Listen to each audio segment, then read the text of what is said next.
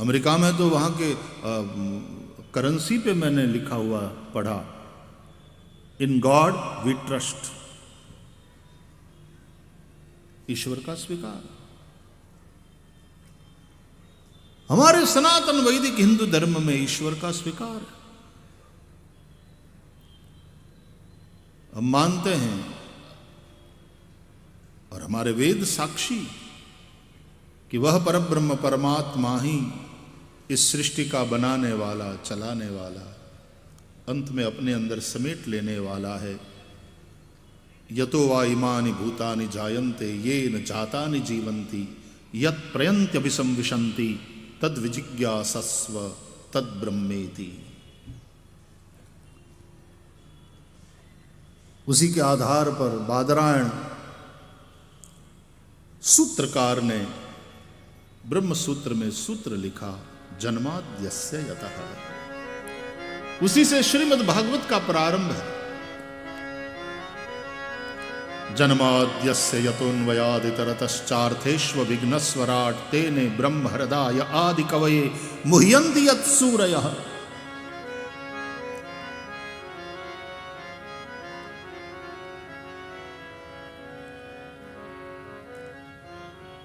लेकिन हम उस ब्रह्म को, जो इस सृष्टि का अभिन्न निमित्तोपादान कारण है, मतलब सीधी सादी आपकी भाषा में बताऊं, बनाने वाला भी वही है, बनने वाला भी वही है, वही परमात्मा बनाने वाला। कई रिलीजियंस में ईश्वर को, अल्लाह को, गॉड को माना है, लेकिन बनाने वाले क्रिएटर के रूप में, ही इज द क्रिएटर। लेकिन प्रश्न यह उठता है कि किससे ये क्रिएशन हुआ, what is the raw material. तो ईश्वर से अलग कोई चीज है ऐसा मानना पड़ेगा। और हमारे भागवत में, चतुश्लोकी भागवत में भी पहले श्लोक में भगवान कहते हैं, अहमेवासमेवाग्रे नान्यद्यत् सदसत् परम पश्चादहम यदेतच्च योवशिष्येत सोऽस्म्यहम्। क्या अद्भुत बात है। मुझे तो भारतीय वैदिक वाङ्मय को देख करके और नाचने का मन होता है कि क्या संपूर्ण और अद्भुत ये चिंतन है। इसलिए जो वेद को न माने उसको हमने नास्तिक दर्शन कहा है, नास्तिको वेद निंदक कहा हमारे स्मृतिकारों ने कहा।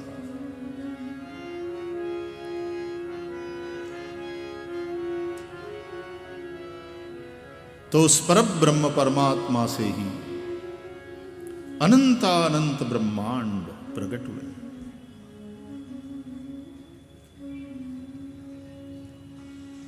उन्होंने बनाया इतना ही नहीं, वो बना। ही मैनिफेस्टेड हिमसेल्फ, हिमसेल्फ नहीं, इटसेल्फ। क्योंकि ब्रह्म शब्द व्याकरण की दृष्टि से नपुंसकलिंग है। क्या अद्भुत बात है ये भी कि ब्रह्म पुल्लिंग भी नहीं है, स्त्रीलिंग भी नहीं है। व्याकरण की दृष्टि से ब्रह्म शब्द नपुंसकलिंग है, मतलब न वो स्त्री है न वो पुरुष है। मैं इंग्लैंड में कथा कर रहा था, लंदन में, और उस वक्त वहां मैंने वर्तमान पत्रों में एक खबर पढ़ी which was very interesting for me. Christian जगत की कुछ साध्वियों ने, sisters,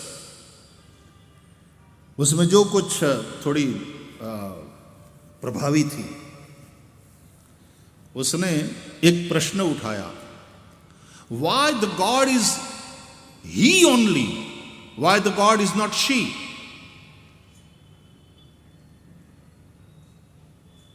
This is male dominating society, कि जिसने ईश्वर को भी पुरुष ही बनाया, क्यों वो स्त्री नहीं है? वह ईश्वर को केवल ही क्यों कहते हैं? He is merciful, he is great, why not she? पढ़ करके मुझे याद आया, तो फिर मैंने दूसरे दिन अपनी कथा में, मुझे तो जो बांटना होता है यहीं से बांटना हूं, मेरी व्यासपीठ से। तो मैंने कहा, मैंने ये खबर आज पढ़ी और मैं इसी के आधार पर आज की कथा करूंगा, आपके साथ कुछ चर्चा करूंगा। सी द ब्यूटी ऑफ सनातन धर्म। सनातन धर्म में ब्रह्म, दैट सुप्रीम रियलिटी,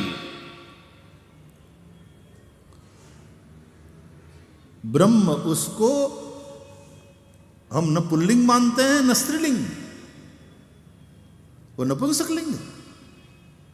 मतलब है कि वो न स्त्री है न पुरुष है, वो बस है। और जब वो अपने आप को प्रकट करता है, मैनिफेस्ट करता है, तो माया के गुणों का स्वीकार अपने ही स्वरूप भूता,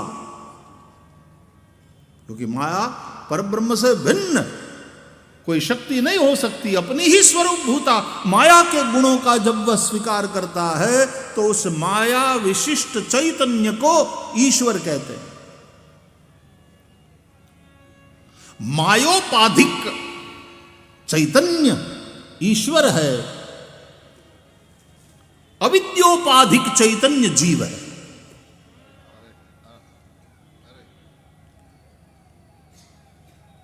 थोड़ी वेदांत वाली बात हो जाएगी, लेकिन माया के गुणों का स्वीकार किया तो माया विशिष्ट उस चैतन्य को ईश्वर कहते हैं। और माया त्रिगुणात्मिका है, सत्व रजस तमस, तो उसके अनुसार इसके 3 रूप, ब्रह्मा विष्णु महेश। ब्रह्मा सत्व गुण के अधिष्ठाता देव, रजोगुण के अधिष्ठाता देव के रूप में, विष्णु सतोगुण के अधिष्ठाता देव, रजोगुण के अधिष्ठाता देव के रूप में ब्रह्मा, और तमोगुण के अधिष्ठाता देव के रूप में महेश। ब्रह्मा विष्णु महेश। तो रजोगुण ब्रह्मा, ब्रह्मा को हम सर्जन करने वाले देव मानते हैं, द क्रिएटर।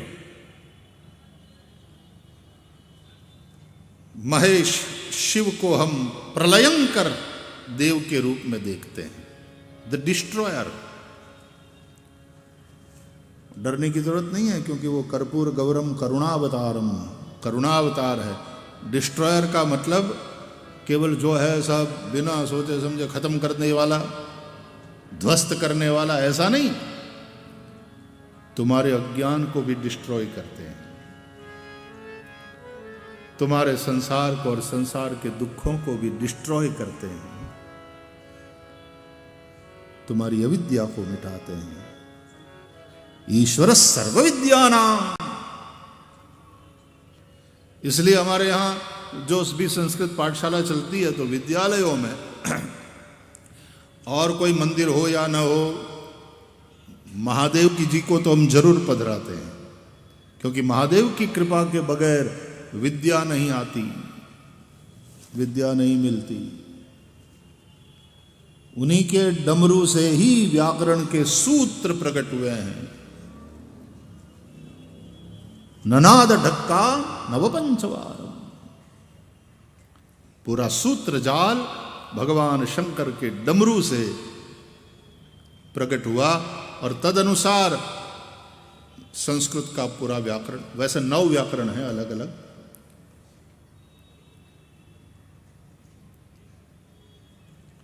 क्या बताऊं, ये सब मैं इसलिए चर्चा कर रहा हूं कि आप लोग थोड़ा समझोगे और इसमें रुचि लोगे, क्योंकि कथा आजकल मनोरंजन का ही साधन बन गई। कथा केवल मनोरंजन के लिए नहीं, मनोमंथन के लिए। कथा मतलब गाना बजाना, भजन संकीर्तन, वो तो हम करेंगे ही, हमको भी आता है। हकीकत में भागवत को संगीत में शुरू करने में ठाकुर जी ने हमको निमित्त बनाया। अब ये ठीक किया कि नहीं किया, ये आज मैं प्रश्न कर रहा हूं अपने आप को। हाँ शास्त्री जी, अब प्रश्न उठ रहा है कि ये ठीक हुआ कि नहीं हुआ।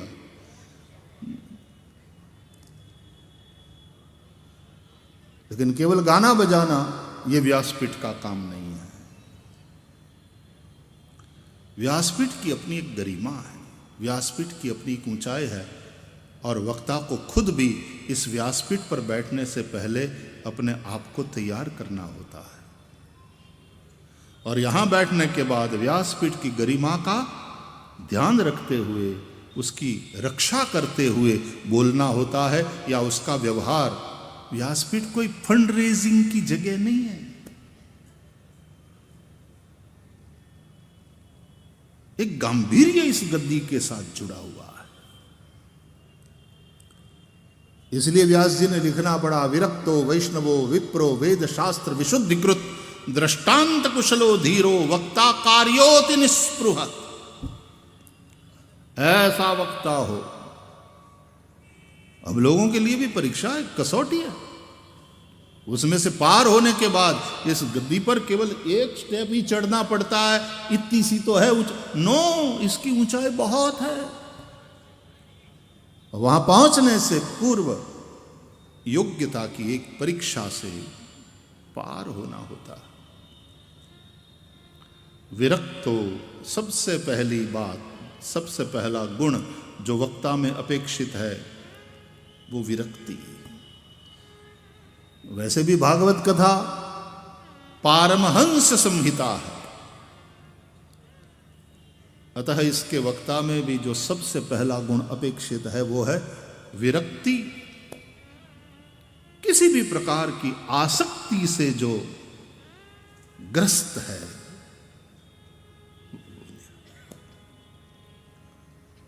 विरक्तो वैष्णवो, विष्णु संबंधी शास्त्र है, वह वैष्णव हो। संप्रदाय के अर्थ में वैष्णव,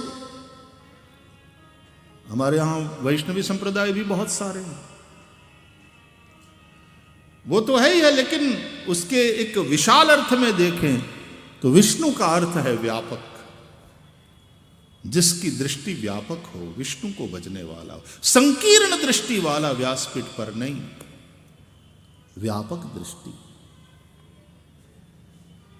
विप्र हो, ब्राह्मण, लेकिन विप्र विवेक प्रधान।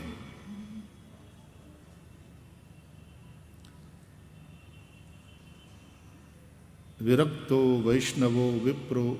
ग्रंथों में ब्राह्मण कौन है, द्विज किसको कहते हैं, विप्र किसको कहते हैं, श्रोत्रिय किसको कहते हैं, सबकी व्याख्या है।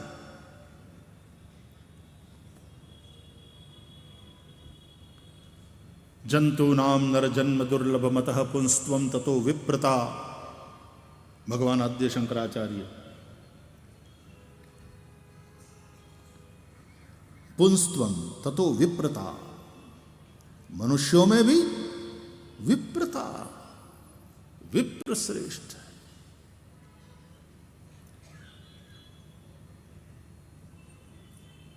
विरक्तो वैष्णवो विप्रो वेद शास्त्र विशुद्धिकृत। केवल जन्म से ही ब्राह्मण के घर में पैदा हुआ इसलिए हो गया, ऐसी बात नहीं। परंपरा से जिसने वेदाध्ययन किया है, ये भागवत की कथा जहां चल रही है ना, नैमिषारण्य में 88,000 ऋषि मुनियों के मुखिया है शौनक जी, और शौनक जी स्वयं ऋग्वेदी है और वृद्ध कुलपति है। ऋग्वेदी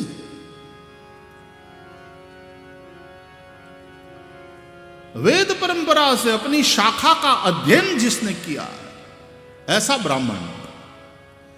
फिर एक वेद को जान लिया, अपने वेद का अध्ययन पूरा हुआ 6 अंगों के साथ, फिर दूसरे वेद का अध्ययन किया तो द्विवेदी हो गया, फिर 3 वेद को जान लिया तो त्रिवेदी हो गया, और 4 वेद को समझ लिया तो चतुर्वेदी। आजकल तो ये हमारी सब केवल सरनेम ही रह गई है कि हम द्विवेदी है, कि हम त्रिवेदी है, कि हम चतुर्वेदी है। हो सकता है वेद क्या एक भी मंत्र न जानता हो।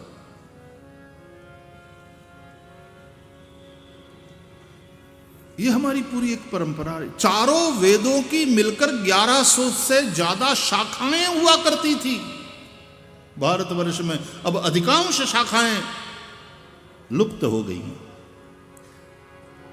लुप्त भये सब ग्रंथ।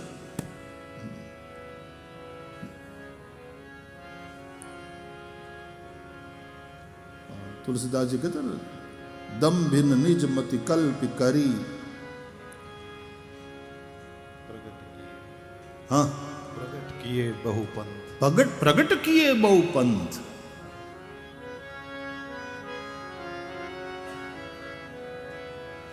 वेद वेद वेद वेद भगवान है। ये भी हमारे विद्वानों ने समझाया कि विद धातु से वेद शब्द संपन्न होता है, और विद धातु विद सत्तायाम, विद ज्ञाने, विद लाभे, और विद सत्तायाम से सत शब्द का बोध, विद ज्ञाने से चिद शब्द का बोध, विद लाभे से आनंद शब्द का बोध। इस तरह से वेद का तात्पर्य है सत चित आनंद परब्रह्म परमात्मा।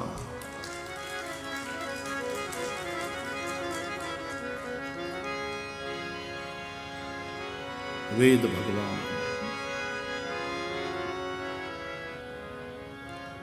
और वही मूल है वेदो खिलो धर्म मूलम, धर्म का मूल वो। भगवान भी अवतार लेते हैं तो वेद के अनुसार चलते हैं। हाँ जी,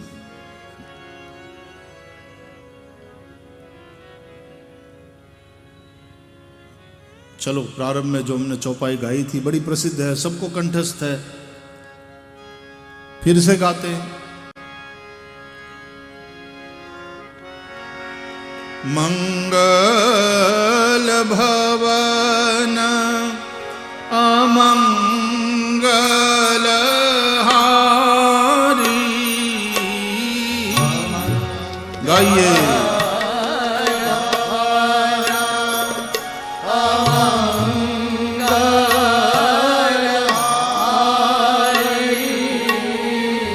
ये चौपाई तो सबको आती है, ये वाली, ठीक है ना।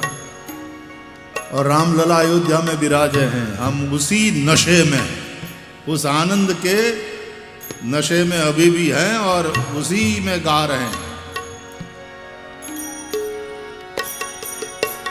मंगल भवन अमंगल हारी, पूरा पंडाल गूंजे।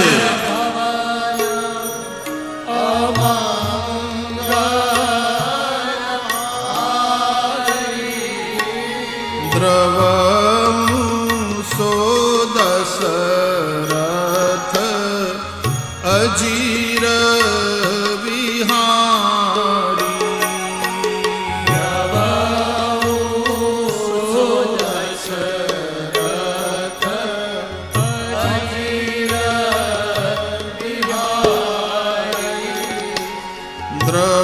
द्रवसो दशरथ अजीर विहारी,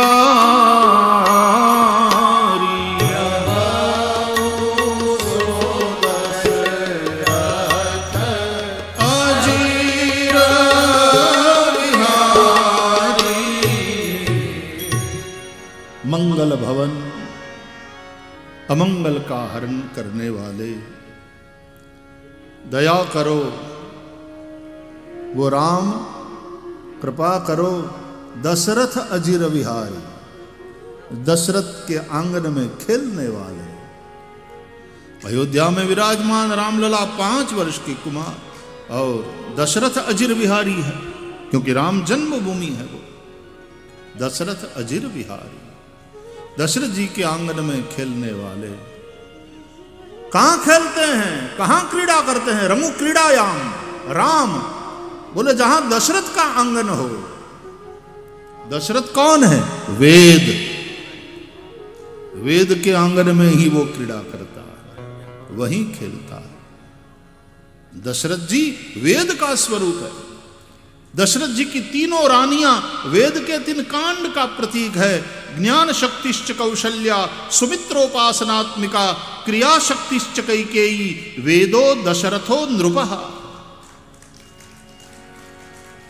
कौशल्या मतलब ज्ञान शक्ति, ज्ञान कांड। सुमित्रा उपासना कांड, भक्ति। और कैकेयी कर्म कांड, क्रिया शक्ति,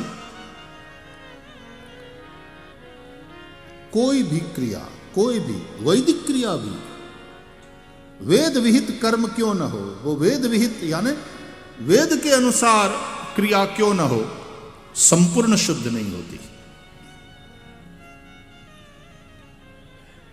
आप यज्ञ कर रहे हो वेद के अनुसार, लेकिन उसमें भी कहीं ना कहीं पाप होता है।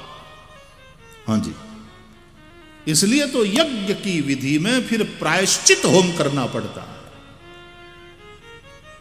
कहीं कोई क्षति रह गई, कहीं कोई जीव हिंसा हो गई, बहुत सावधानी के साथ हमारे यहां यज्ञ संपन्न किया जाता है, लेकिन उपले उसमें कहीं कोई सूक्ष्म जंतु है, काष्ठ जो अग्नि में जलाए जाते हैं, वो संविधान, उसमें कहीं ना कहीं कोई जीव जंतु, या तो वो सब ठीक है, तो अग्नि की जो ज्वालाएं ऊपर उठ रही हैं उसमें कभी कभी कोई जीव जंतु जल जाए, या यज्ञ की विधि में कुछ गलती, कोई प्रमाद, न्यूनातिरिक्त यो विधि स उपविष्ट ब्राह्मणा नाम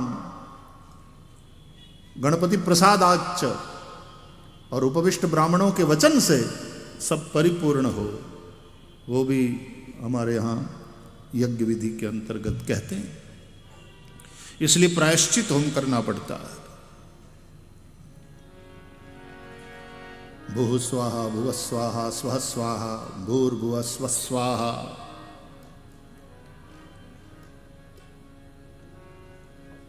शुद्ध सुवर्ण से आभूषण नहीं बनते। लगड़ी के रूप में रख लो, इन्वेस्ट कर लो पैसा, 20 किलो की सोने की ईंट है हमारे घर में, शुद्ध, उससे आभूषण नहीं बनते। रख लो, धनवान हो, रख लो, इन्वेस्टमेंट है तुम्हारा। ईंट पहन करके कोई बाहर निकलता है, लगड़ी पहन करके कोई पार्टी में जाता है, आभूषण बनाने पड़ते हैं, और आभूषण शुद्ध सुवर्ण से नहीं बनता। तो हर कर्म उसके साथ कलंक जुड़ा हुआ है, इसलिए कई को कलंक लगा, कलंक कई को लगा। रामायण में कलंक कई को लगा। लोगों ने कई की आलोचना करी, लोगों ने कई को गाली दी। दशरथ जी ने भी कई के साथ संबंध तोड़ दिया। स्वयं बेटे ने अब उसको मां कहने से इनकार कर दिया। कई तू कौन है? दुनिया में तेरा जन्म क्यों हुआ? और यदि तेरा जन्म हुआ तो भरत जी कहते हैं कि तुझे कुदरत ने बांझ क्यों नहीं रखा? और यदि बेटा देना ही था कुदरत ने मेरे जैसा, जो आज राम वनवास में कारणभूत बना, तो जन्मते ही तूने मेरा गला क्यों नहीं घोंट दिया? भरत जी बहुत दुखी हुए। कई को कलंक लगा। लेकिन वैसे देखा जाए तो उसी कई ने राम राज्य का राम दिया है।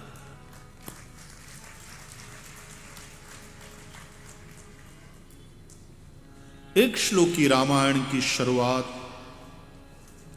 आदौ राम तपोवनादि गमनम से होती। इसमें कई कारणभूत। आदौ राम तपोवनादिगमनम हत्वा मृगम कांचनम वैदेही हरणम जटायुमरणम सुग्रीव संभाषणम वाली निग्रहणम समुद्र तरणम लंकापुरी दाहनम पश्चात रावण कुंभकर्ण हननम च एतद् रामायणम। बालकांड देखा जाए तो पूरा छूट गया है एक श्लोकी रामायण से। यह तो अयोध्या कांड की कथा है, राम वन गमन। तो एक श्लोकी रामायण का रचयिता भी मानता है कि असली रामायण तो शुरुआत उसकी हुई राम के वनगमन से। दशरथ नंदन राघव राम को जन्म देने वाली मां कौशल्या है, लेकिन राम राज्य के राम को जन्म देने वाली माता तो कैकेयी। जिस प्रकार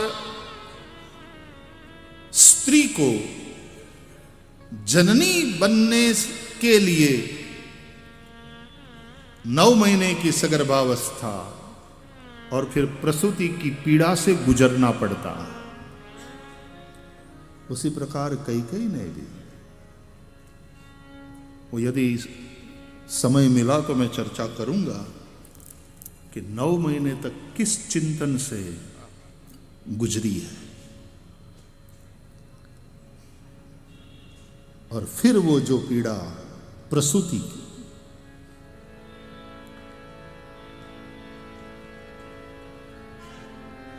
इसलिए ये कहा जाता है कि अपनी आंखों से कैकेयी को देखोगे तो कैकेयी निंदनीय लगेगी, लेकिन श्री राम की आंखों से देखोगे तो कैकेयी वंदनीय लगेगी।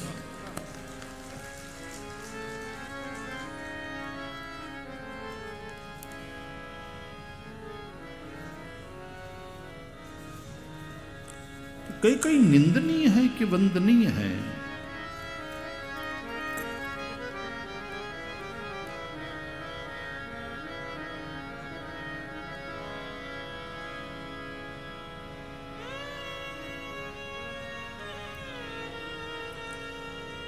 चर्चा करेंगे।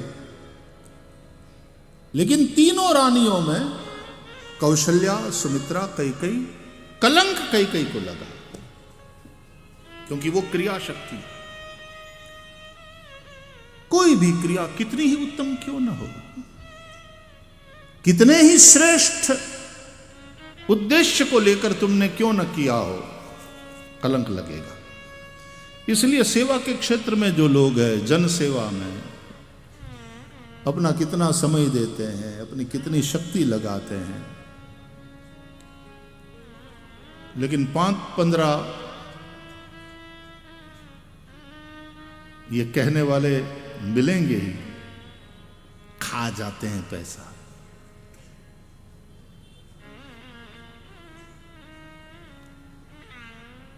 अब राजनीति भी देखा जाए तो सरल चीज नहीं है, बहुत कठिन है साहब राजनीति में रहना। आपको अवेलेबल रहना पड़ता है, आप अपनी पत्नी को और बच्चों को समय दो न दो, पब्लिक को देना ही पड़ता है। जो है राजनीति में उनसे पूछो, नहीं मिले, नहीं टेलीफोन कॉल अटेंड किया और टिकाएं शुरू, और ये तो एकदम सामान्य है और होता भी होगा, पैसा बनाते हैं।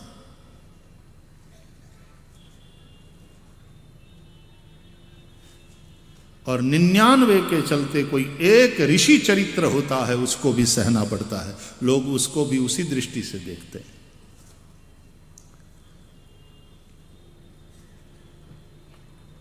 कैकेयी को कलंक लगा, लेकिन श्री राम जी ने कभी कैकेयी का दोष नहीं दिया। उल्टे आप अयोध्या कांड के उस प्रकरण को देखें,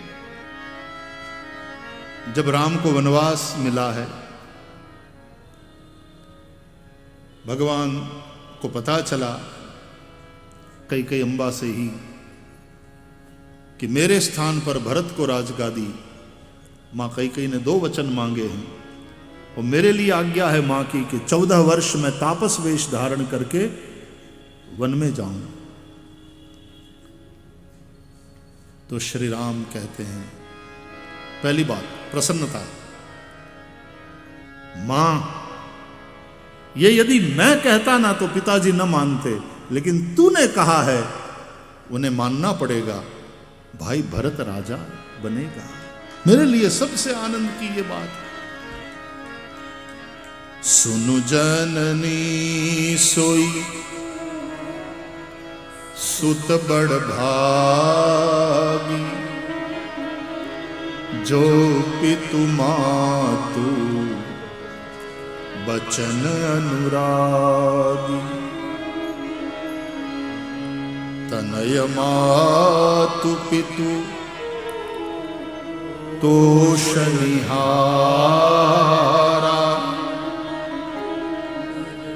दुर्लभ जननी सकल संसारा, सुनु जननी सोई सुत बड़ भाग। मुनिगण मिलन बिसेखि बन, सबहि भांति हित मोर, तेहि मह पितु आयसु बहुरी, सम्मत जननी तो।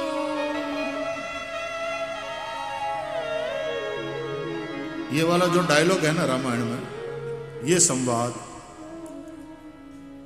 आपने ध्यान दिया हो तो भगवान राम ने कैकेयी को 3 बार जननी शब्द से संबोधित किया है। सुनु जननी सोई सुत बड़ भागी, जो पितु मातु बचन अनुरागी, तनय मातु पितु तोषनिहारा, दुर्लभ जननी सकल संसारा, मुनिगण मिलन बिसेखि बन, सबहि भांति हित मोर, तेहि मह पितु आयसु बहुरी, सम्मत जननी तो। जननी कहा जाता है जन्म देने वाली माता को। कैकेयी माता जरूर है राम के लिए भी, दशरथ जी की पत्नी है। सुमित्रा भी माता है, लेकिन जननी तो कौशल्या है राम के लिए। लेकिन यहां पर भगवान राम कैकेयी को 3 बार जननी शब्द से संबोधित करते हैं। क्यों? बोले रघुवंश के राम को जन्म देने वाली माता कौशल्या है, लेकिन राम राज्य के राम को जन्म देने वाली माता कैकेयी है।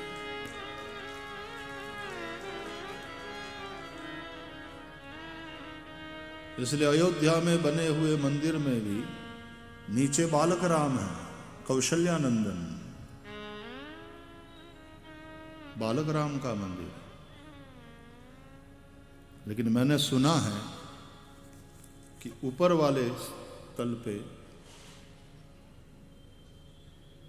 राजा राम, राम दरबार भी वहां पर, ऐसा मैंने सुना है। मैं एकदम आधिकारिक तौर पे तो नहीं कह सकता, लेकिन मैंने ऐसा सुना कि ऊपर है, ऊपर ऐसा कुछ नहीं, आइडिया नहीं है। हाँ तो वही आइडिया नहीं। अच्छा, लेकिन पूरे संकुल में कहीं न कहीं राम दरबार तो देखने को मिलेगा ही।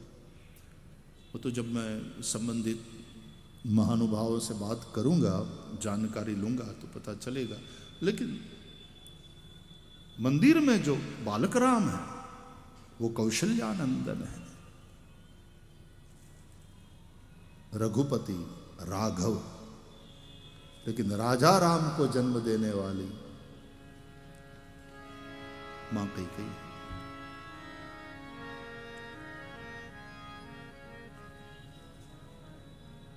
जननी। तो प्रसूति की पीड़ा से पास होना पड़ता है स्त्री को, तब कोई स्त्री माता बनती है। कैकेयी ने भी इस पीड़ा को सहन किया, अपना सुहाग खोया, अपने बेटे ने संबंध तोड़ा, लोगों की नजरों से गिर गई। संतोष केवल इतना है कि राम मुझे समझता है।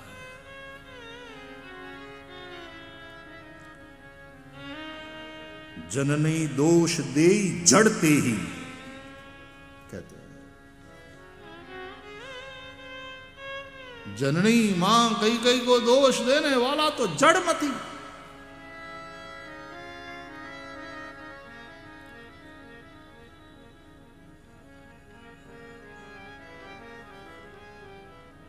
तो राम राज्य का राम दिया है कई ने, परंतु कई को कलंक लगा। यज्ञ कल्याण ही करता है लेकिन क्रिया कलंकित, कर्म के साथ दोष जुड़ा हुआ है। सूक्ष्म दृष्टि से यदि विचार किया जाए तो ये बातें सामने आती है। तो ज्ञान शक्तिश्च कौशल्या सुमित्रोपासनात्मिका क्रिया शक्तिश्च कैकेयी वेदो दशरथो नृपः। राम है दशरथ अजिर विहारी। भगवान कहां खेलते हैं? वेद के आंगन में।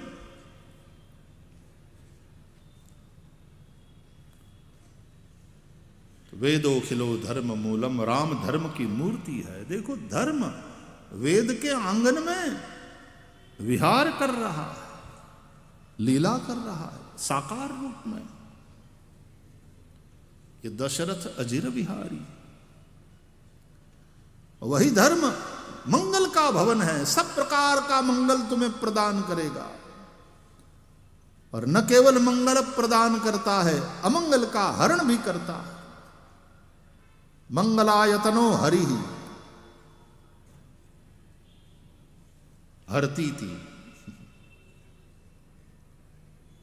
जो हरे अमंगल हारी।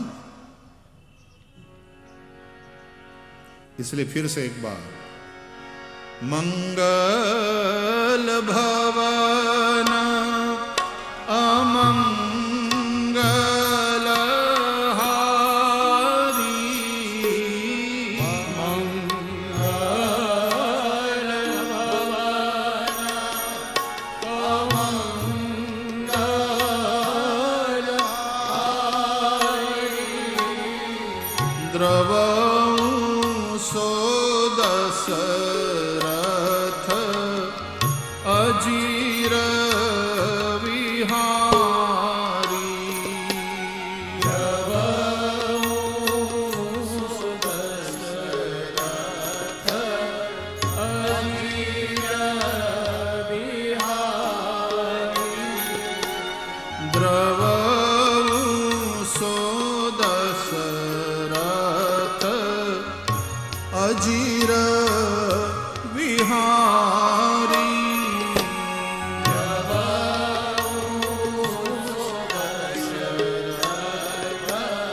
अजीर विहारी। तो वह ब्रह्म, वो माया विशिष्ट बनता है तो ईश्वर, और ईश्वर के ये तीन रूप ब्रह्मा विष्णु महेश। ब्रह्मा के रूप में सृजन, विष्णु के रूप में पालन, शिव के रूप में संहार, उत्पत्ति स्थिति और संहार।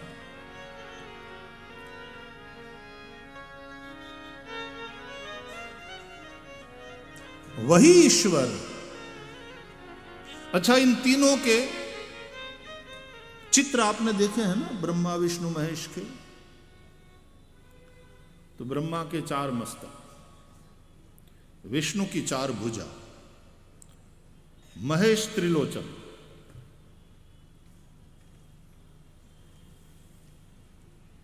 ये वैशिष्ट्य भी है और इसमें वैचित्र्य भी है। क्या विचित्रता नहीं है? 4 माथा वाला कोई देखा है आपने?